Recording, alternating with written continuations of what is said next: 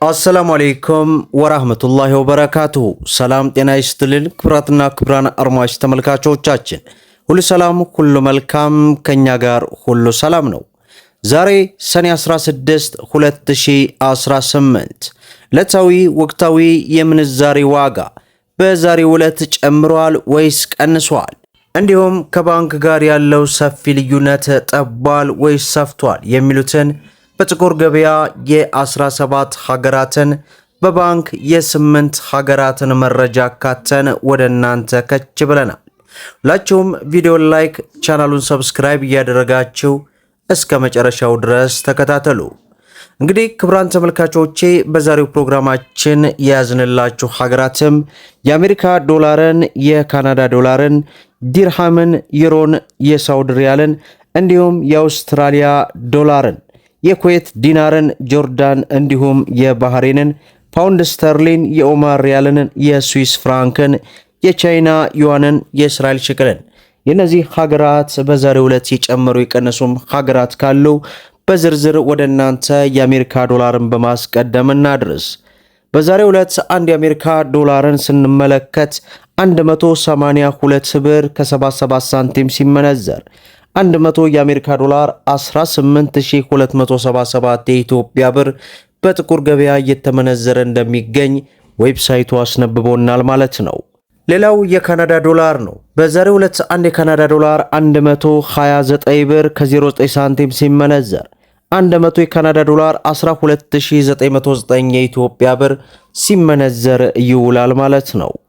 ሌላው ዩሮ ነው። በዛሬው ዕለት አንድ ዩሮን ስንመለከት 218 ብር ከ82 ሳንቲም ሲመነዘር 100 ዩሮ 21882 የኢትዮጵያ ብር ሲመነዘር ይውላል ማለት ነው። ሌላው ፓውንድ ስተርሊ ነው። በዛሬው ዕለት አንድ ፓውንድ ስተርሊን ስንመለከት 259 ብር ከ99 ሳንቲም ሲመነዘር 100 ፓውንድ ስተርሊ 25999 የኢትዮጵያ ብር ሲመነዘር ይውላል ማለት ነው። ሌላው በምንዛሬ ደረጃ የዓለማችን ቁጥር 1 የሆነችው የኩዌት ዲናር ናት። በዛሬው ዕለት አንድ የኩዌት ዲናር 609 ብር ከ10 ሳንቲም ሲመነዘር 100 የኩዌት ዲናር 60910 የኢትዮጵያ ብር ሲመነዘር ይውላል ማለት ነው። ሌላው የሳውዲ ሪያል ነው። በዛሬው ዕለት አንድ የሳውዲ ሪያልን ስንመለከት 48 ብር ከ72 ሳንቲም ሲመነዘር 100 የሳውዲ ሪያል 4872 የኢትዮጵያ ብር ሲመነዘር ይውላል ማለት ነው።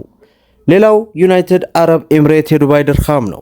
በዛሬው ዕለት አንድ የዱባይ ድርሃምን ስንመለከት 49 ብር ከ92 ሳንቲም ሲመነዘር 100 የዱባይ ድርሃም 4992 የኢትዮጵያ ብር ሲመነዘር ይውላል ማለት ነው።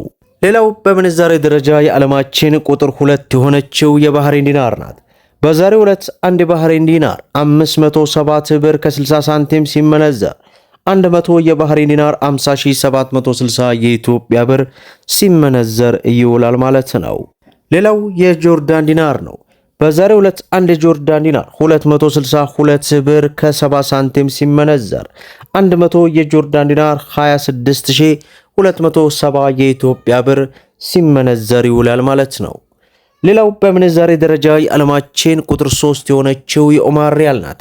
በዛሬው ዕለት አንድ የኦማር ሪያልን ስንመለከት 499 ብር ከ10 ሳንቲም ሲመነዘር 100 የኦማር ሪያል 49990 የኢትዮጵያ ብር ሲመነዘር ይውላል ማለት ነው።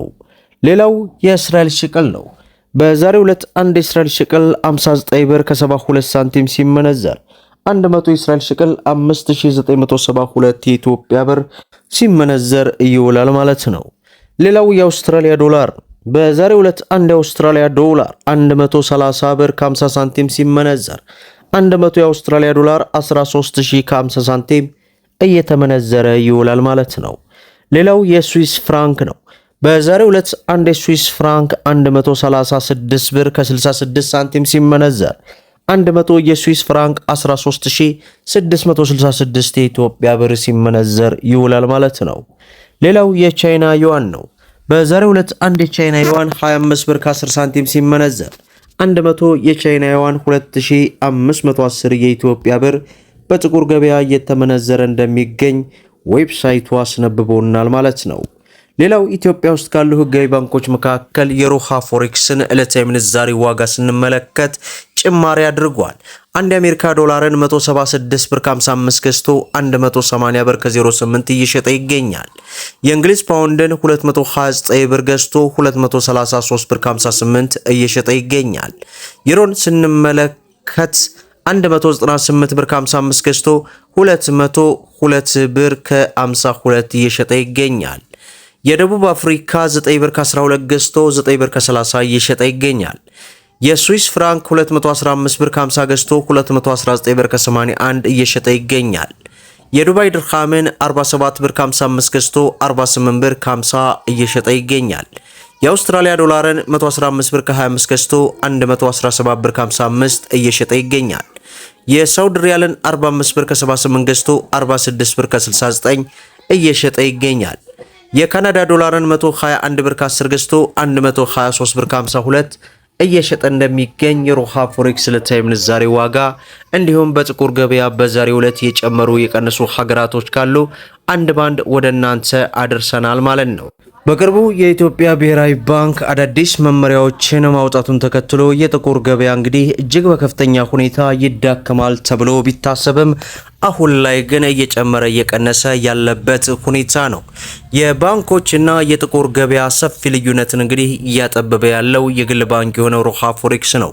የሮሃ ፎሬክስ እንደምታውቁት ወደ ሀገር ቤት ስትገቡ የተሻለ የምንዛሬ አገልግሎት የምታገኙበት እንጂ መላክም መቀበልም የማይችል መሆኑን በተደጋጋሚም ነግሬያለሁ። ሁላችሁም እንግዲህ ቪዲዮውን ላይክ ሸር እያደረጋችሁ ለበርካታ እህት ወንድሞች እንዲደርስ አድርጉ። ለቻናላችን አዲስ ከሆናችሁ ሰብስክራይብ ማድረጋችሁን አትርሱ እያልኩኝ ለዘረስኩላችሁ መረጃ ይህንን ይመስላል ማለት ነው።